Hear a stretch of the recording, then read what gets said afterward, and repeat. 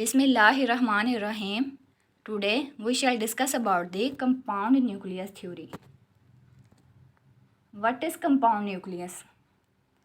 The compound nucleus theory was proposed by Bohr in 1936.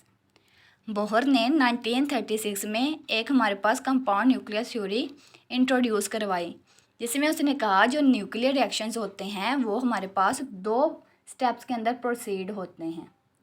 First step के अंदर क्या होता है, जो प्रोजेक्टाइल होता है उसको टारगेट न्यूक्लियस ऑब्जर्व करते हैं। ठीक है, जब हम प्रोजेक्टाइल को बम्बार्ड करवाते हैं टारगेट न्यूक्लियस के ऊपर तो उसको ऑब्जर्व करते हैं और एक इंटरमीडिएट न्यूक्लियस बना देता है जिसको हम कंपाउंड न्यूक्लियस कहते हैं।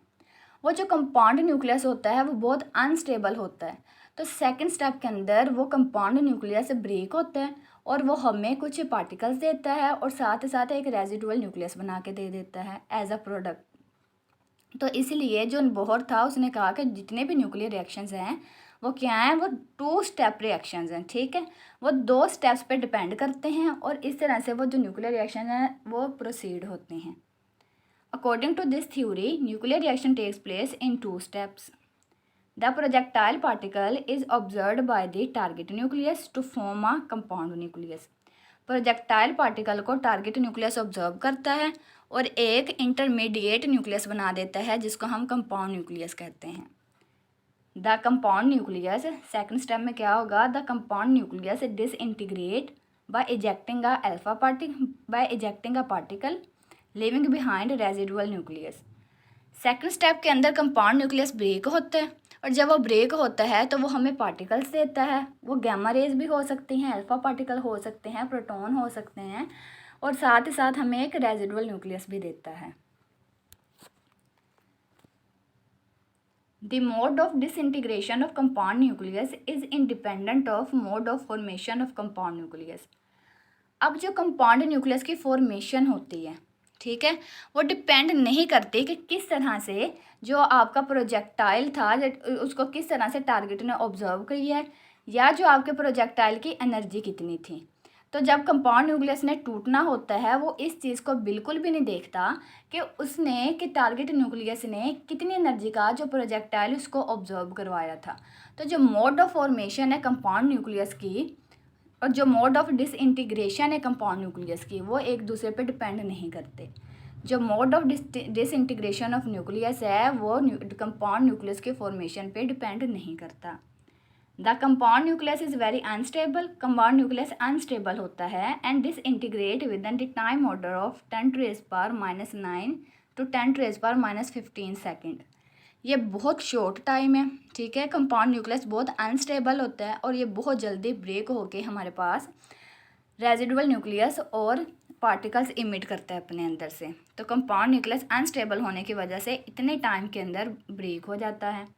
The compound nucleus theory is suitable for the reaction with the projectile having energy less than 50 mega electronvolt. अब कहते हैं जो कंपाउंड न्यूक्लियस है वो उन रिएक्शन के लिए सूटेबल है जिसमें जो प्रोजेक्टाइल है उसकी एनर्जी होनी चाहिए 50 मेगा इलेक्ट्रॉन वोल्ट से कम। इसकी रीज़न क्या है, अगर हम बहुत ज़्यादा फास्ट प्रोजेक्टाइल को टारगेट पे बम्बार्ड करवाते हैं तो जो प्रोजेक्टाइल होगा वो टारगेट के अंदर स्टे नहीं करेगा, वो फ़ौरन से टारगेट के अंदर से गुजरेगा और उसको ब्रेक करवा देगा। तो जो इंटरमीडिएट न्यूक्लियस होगा, जो कंपाउंड न्यूक्लियस होगा, वो कभी भी नहीं बनेगा। तो इसीलिए हम कम एनर्जी वाला प्रोजेक्टाइल उस पर टारगेट पे बम्बार्ड करवाते हैं ताकि वो जो टारगेट है उसको ऑब्जर्व करे और वो हमें इंटरमीडिएट न्यूक्लियस बना के दे। अगर यही फास्ट प्रोजेक्टाइल बम्बार्ड करवाएंगे तो वो उसके अंदर से टच करके उसको फ़ौरन से ब्रेक करके आगे निकल जाएगा। Example, when aluminium 27 is bombard with proton the compound nucleus is silicon 28। जब हम एल्यूमिनियम के ऊपर प्रोटॉन को फाल करवाते हैं तो जो कंपाउंड न्यूक्लियस हमारे पास बनता है वो सिलिकॉन बनता है।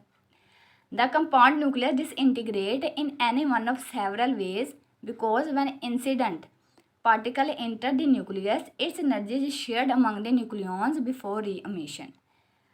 अब ये जो कंपाउंड न्यूक्लियस हमारे पास सिलिकॉन बना है इसकी बहुत ज़्यादा पॉसिबिलिटीज़ हो सकती हैं कि ब्रेक होके हमारे पास जो प्रोडक्ट हैं, जो रेजिडुअल न्यूक्लियस है वो हमें डिफरेंट टाइप्स की दे सकता है। अब जब ये ब्रेक होगा तो हमें कितनी किस्म के रेजिडुअल न्यूक्लियस दे सकता है या कौन से पार्टिकल दे सकता है। एक हमारे पास ये स्टेप लिखा है, एक हमारे पास ये रिएक्शन लिखा है जिसमें जो सिलिकॉन 2814 है जब वो ब्रेक होता है तो हमें मैग्नीशियम 2412 प्लस अल्फ़ा पार्टिकल्स अपने अंदर सिमिट करते हैं।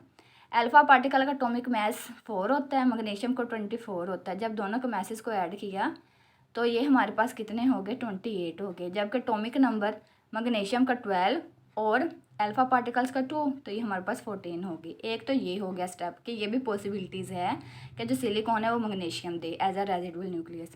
सेकंड पॉसिबिलिटीज़ ये है कि जब सिलिकॉन 28 ब्रेक हो, मतलब ये जब कंपाउंड न्यूक्लियस ब्रेक हो तो ये हमें सिलिकॉन का ही आइसोटोप दे सकता है, डेट इज़ सिलिकॉन 27, ठीक है। और यहाँ पे एटॉमिक नंबर 14 ही आएगा, ठीक है। एटॉमिक नंबर 14 आएगा और अपने अंदर से एक न्यूट्रॉन को वो निकालेगा। जब न्यूट्रॉन को निकालेगा तो जाहिर सी बात है यहाँ पे सिलिकॉन के मास में कमी आई है, ठीक है।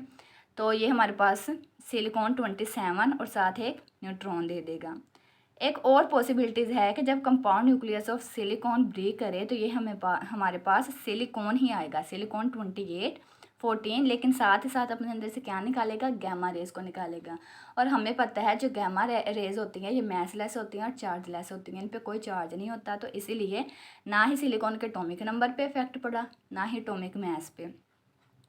और एक पॉसिबिलिटीज़ ये भी हो सकती है कि जब compound nucleus of silicon break करे तो वो हमारे पास सोडियम का आइसोटोप दे, सोडियम 2411 प्लस 3 प्रोटॉन और एक न्यूट्रॉन दे दे।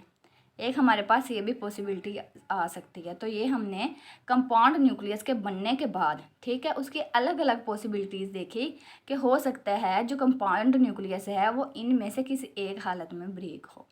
इंशाल्लाह नेक्स्ट लेक्चर में हम देखेंगे कि हम कंपाउंड न्यूक्लियस की फॉर्मेशन कैसे करते हैं, ठीक है। फॉर्मेशन ऑफ कंपाउंड न्यूक्लियस को देखेंगे।